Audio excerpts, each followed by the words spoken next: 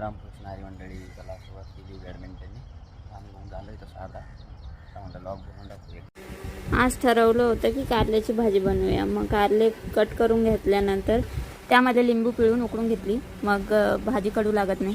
जेवण वगैरे झालं मग काय ठरवलं की आता पसारा आवरूया.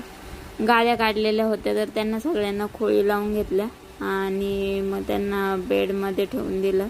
एक काम नाही होत तर दुसरं काम रेडीच होतं.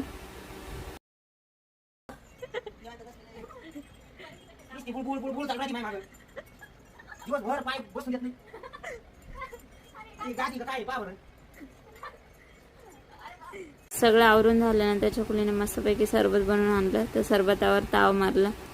हॉलमध्ये थोडंसं काम बाकी होतं तर ते काम आवरून घेतलं आणि मध्येच आमचा टाइमपास चालू होता. सगळं काम आवरून झाल्यानंतर बसलो होतं निवांत. मग काय आईस्क्रीमवर ताव मारला. संध्याकाळ झालेलीच होती. म्हटलं चला आता भाजीपाला घेऊया. बाजारात गेलो तर खूपच गर्दी झालेली होती. मग मस्तपैकी सगळ्या फ्रेश भाज्या घेतल्या. घरी आलो आणि जेवण वगैरे केलं.